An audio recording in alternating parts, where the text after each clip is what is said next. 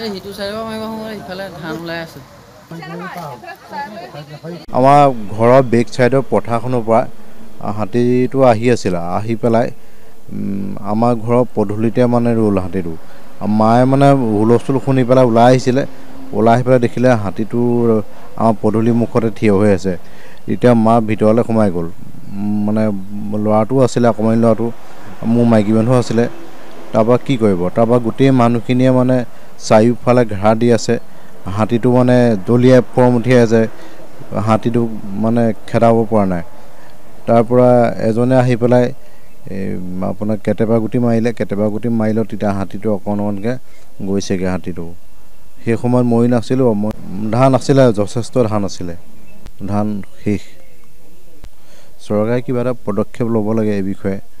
ধৰক আমাৰ দুখীয়া শ্ৰেণীৰ ৰাইজে খেতি বাতি কৰিবৰ কাৰণে এইটো এটা সহযোগ আগবঢ়াব লাগে চৰকাৰে। ধৰক আচলতে পৰিত্যাগৰ বিষয় আমাৰ গোলাঘাট জিলাৰ মৰঙী মৌজাত হাতী মানুহৰ সংঘাতটো অহৰ্নিশে হৈ আছে। আৰু বিশেষটো ঘটনা হৈছে এইটো পৰিত্যাগৰ বিষয়। 39 নং ৰাষ্ট্ৰীয় ঘাইপথৰ একেবাৰে নিচেই কাষতে, য'ত আমি হাতী মানে আহে বুলি ভাবিবই নোৱাৰোঁ, তেনেকুৱা এটা অঞ্চলত আহি পেলাই, তেনেকুৱা এখন মানুহত আহি পেলাই এটা হাতী বন্য হস্তীয়ে সম্পূৰ্ণ ভঁৰাল ভাঙি ধান খাই শেষ কৰিছে। গতিকে এনেকুৱা ঘটনাবিলাক মানে ইমানেই হ'বলৈ ধৰিছে, গতিকে এতিয়া মানুহে মানে আমাৰ এই অঞ্চলত প্ৰায় 100-150 বিঘা মাটি চন পৰি আছে, খেতি বাতি হোৱা নাই। গতিকে হাতীৰ মানুহৰ যিটো সংঘাত চলিছে বা হাতীৰ যিটো বন্য হস্তীৰ উপদ্ৰৱ চলিছে, সেই উপদ্ৰৱৰ মানে মানুহে পৰিত্ৰাণ পোৱা পথ বিচাৰি মানে পোৱা নাই।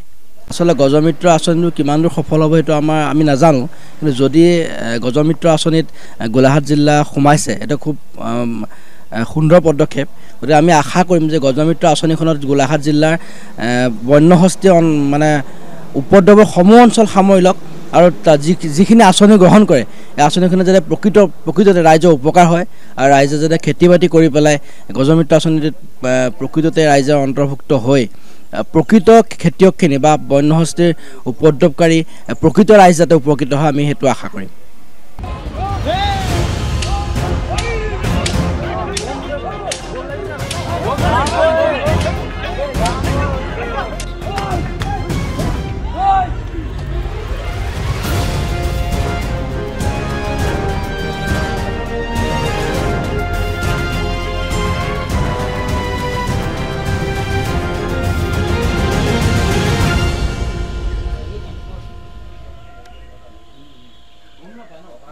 এই হিটু চাইবা মাৰিব সময় ইফালে ধান ওলাই আছে।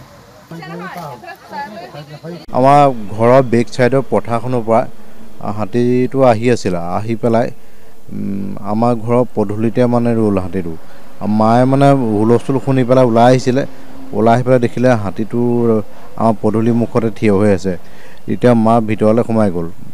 মানে ল'ৰাটো আছিলে, অকণমানি ল'ৰাটো, মোৰ মাইকী মানুহ আছিলে।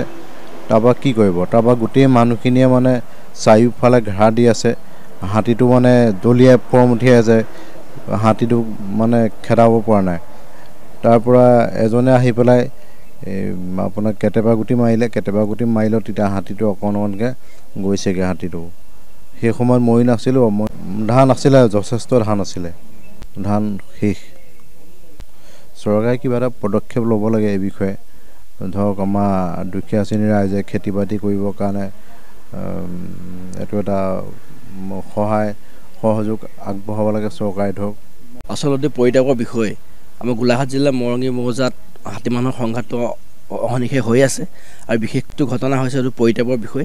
39 নং ৰাষ্ট্ৰীয় ঘাইপথৰ একেবাৰে নিচেই কাষতে, য'ত আমি হাতী মানে আহে বুলি ভাবিবই নোৱাৰোঁ, তেনেকুৱা এটা অঞ্চলত আহি পেলাই, তেনেকুৱা এখন মানুহত আহি পেলাই এটা হাতী বন্য হস্তীয়ে সম্পূৰ্ণ ভঁৰাল ভাঙি ধান খাই শেষ কৰিছে। গতিকে এনেকুৱা ঘটনাবিলাক মানে ইমানেই হ'বলৈ ধৰিছে, গতিকে এতিয়া মানুহে মানে আমাৰ এই অঞ্চলত প্ৰায় 100-150 বিঘা মাটি চন পৰি আছে, খেতি বাতি হোৱা নাই।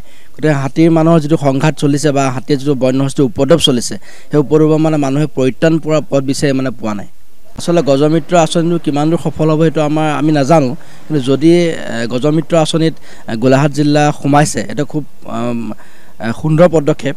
গতিকে আমি আশা কৰিম যে গজমিত্ৰ আঁচনিখনত গোলাঘাট জিলাৰ বন্য হস্তীয়ে মানে উপদ্ৰৱৰ সমূহ অঞ্চল সামৰি লওক, আৰু যিখিনি আঁচনি গ্ৰহণ কৰে এই আঁচনিখিনি যাতে প্ৰকৃততে ৰাইজৰ উপকাৰ হয় আৰু ৰাইজে যাতে খেতি বাতি কৰি পেলাই গজমিত্ৰ আঁচনিত প্ৰকৃততে ৰাইজৰ অন্তৰ্ভুক্ত হৈ প্ৰকৃত খেতিয়কখিনি বা বন্যহস্তীৰ উপদ্ৰৱকাৰী প্ৰকৃত ৰাইজ যাতে উপকৃত হয় আমি সেইটো আশা কৰিম।